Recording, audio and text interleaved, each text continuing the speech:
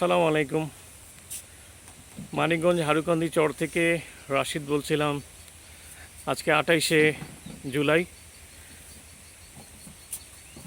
2026। একবারে চারদিকে নির্জন চর। এই চরের প্রতিবেদনে আপনারা অনেক দেখেছেন, তবে এখানে খুবই অল্প কয়েকটা পরিবার বাস করে।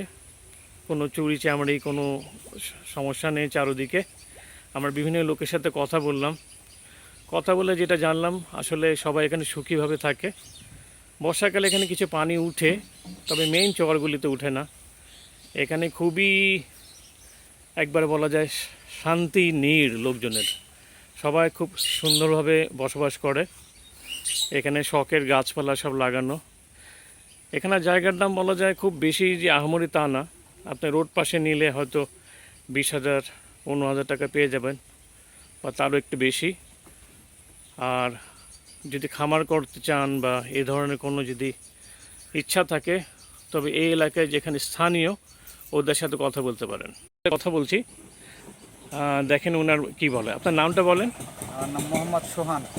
সোহান, আপনি কি এখানকে প্রথম থেকেই আছেন? এখান থেকে এই জায়গা প্রথম থেকেই আছে। আচ্ছা, এই এলাকাটার নাম কি সোহান ভাই? এলাকার নাম হলো ফৈজনগর চর। এটা আচ্ছা, এটা কি মানিকগঞ্জের ভিতর পড়েছে? হ্যাঁ, এটা মানিকগঞ্জের ভেতর পড়েছে, হরিরামপুর থানা। আচ্ছা, এই এলাকায় কেমন মানে শান্তি, লোকজন শান্তিতে আছে সবাই? হ্যাঁ, এমনি মানে একটু সব দিক দিয়ে ঠিক আছে, খালি এই পদ্মার জন্য চোর লোকে ডাকাতের জন্য একটু সমস্যা হয় রাত্রে। রাতে দিনের বেলা কোনো চুরি চামারি বা এগুলি তো হয় না? দিনের বেলা এরকম কোনো ঝাই ঝামেলা নাই। দিনের বেলা সবাই শান্তিতে থাকে, কিন্তু রাত্রের বেলা ঘুমাইতে পারে না। আচ্ছা, এখানে রাত্রে খুব সমস্যা হয় চুরি টুরি এগুলার? রাত্রের বেলা সবাই জায়গা থাকে।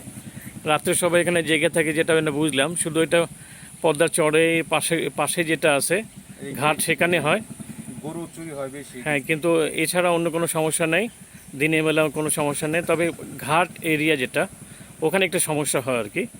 তো আপনারা নিজে দেখলেন, স্থানীয় একজন ভাই উনি যেটা বললো আর কি। তবে আপনারা সব কিছু দেখে যদি আপনারা জায়গা জমি কিনে, আমার মনে ভালো হবে। স্থানীয় লোকজনের সাথে পরিচয় থাকলে ভালো, বা এখানে আপনার স্থানীয় কোনো লোক পরিচিত যদি আগে থেকে থাকে, ওখান থেকে আপনি কথা বলে দেখতে পারেন। তবে কোনো ব্রোকারের মাধ্যমে যাবেন না। সব কিছু দেখে আপনার নিজের দায়িত্বে নেবেন, অন্যথায় আপনি প্রতারিত হতে পারেন। শোক ভাই, আপনি এখানে মনে করেন যে জায়গার দাম কেমন শতক? এদিক দিয়ে শতক হলো আপনার মেন রোডের পাশে কেমন? মেন রোডের পাশে সর্বোচ্চ 15 হলে পাওয়া যাবে এদিক দিয়ে। আচ্ছা, 15 শোক ভাই বললে তো 15,000 হলে আপনার মেন রোডের পাশে পাওয়া যাবে। আর ভিতরে জায়গাগুলোর দাম আরও কম? ভিতরে আরো কম। যেখানে আপনার কৃষি বা কয় ফসল হয় এখানে? এখানে এলো আপনার 2 ফসল, কি কতটা 3 ফসল। যেটা টানি বই এটা 3 ফসল। 3 ফসল হয়? যেটা নাকি আপনার দুপা সেটা 2 ফসল হয়। আচ্ছা বট্টে আর হলো আমন ধান খাইবো। আচ্ছা আচ্ছা। আর যেটা নাকি আপনার টানি বই সেটা তিল খাইবো, বট্টে খাইবো, ধান খাইবো। 3 ফসল। 3 ফসল। হ্যাঁ। আচ্ছা, যাক, ভালো একটা জিনিস এখানে জানা গেল। এখানে মোটামুটি 2 ফসল হয়, 3 ফসল হয়। এটা আসলে অবস্থান বুঝে আপনারা যদি কেউ ইচ্ছা থাকে এই চরে এসে চাষাবাদ করা বা বাড়িঘর করা, তখন আপনি নির্দ্বিধায় করতে পারেন। তো আজকে এই পর্যন্ত থাকলেও ধন্যবাদ। হাওড়কান্দি চরের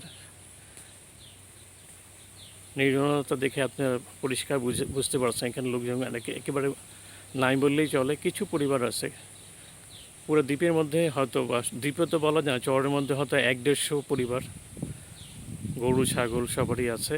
তবে একটাই সমস্যা, এখানে পদ্মার চর থেকে রাতে ডাকাতি হওয়ার একটা ব্যাপার থাকে।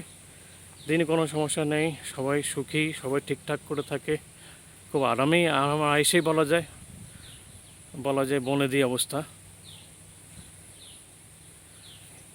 এ দেখেন, দুপুর 12টা, কিন্তু কাউকে আশেপাশে দেখা যাচ্ছে না।